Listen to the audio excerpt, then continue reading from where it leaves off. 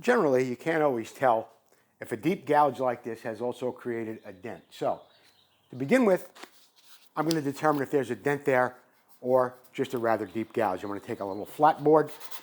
I'm going to go back and forth. And it really exposes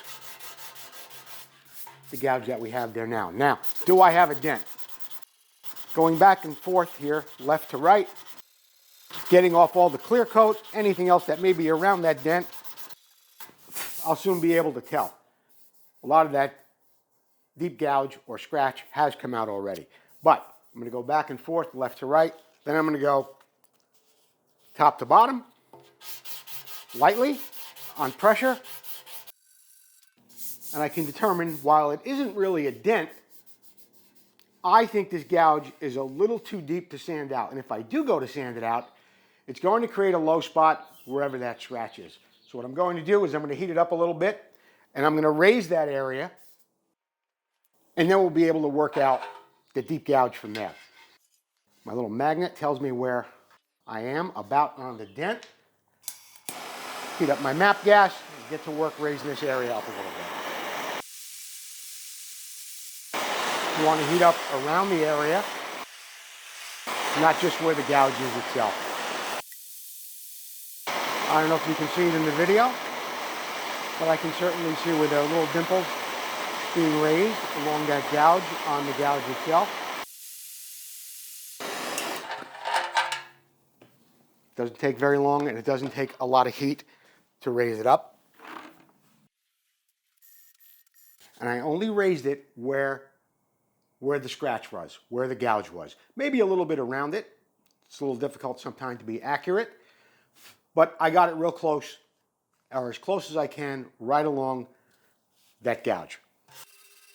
And I'm sanding lightly with a long board. And if you notice, I'm going back and forth, left to right. You can go on a little bit of an angle too. Now the area where I lifted, it's a little uneven. You know, there are a couple of little high spots there. And this is where you're going to want to take your sandpaper in your hand, in the palm of your hand, flat. And you're going to want to go over that area again. Sanding nice and lightly. You're also going to want to go past the area that you're working on. In other words, you want to get out around it by a couple of inches because you want to take off the same material, same amount of material or aluminum as you're sanding the area that you're working on. You want to take the same amount of aluminum away in a little bigger area, not to create a real low spot where your scratch was originally. Keep the paper in the palm of your hand and go around in little circles too. Remember to continuously go left to right and on an angle, keeping it in the palm of your hand nice and flat. And sand lightly. Don't sand with a lot of pressure on an area like this.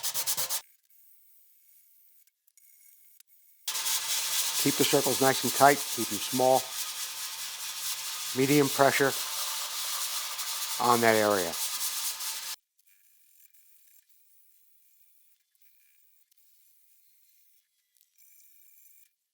Now, I do have a little dent here, and of course I got a long scratch down here too. I'll be getting to those in the near future, but for right now, you can see where I heated up that little area where that gouge was. I raised it up right along that area where I want to sand it then. I didn't want to raise it too much, just enough to get down enough to where I can get that gouge removed.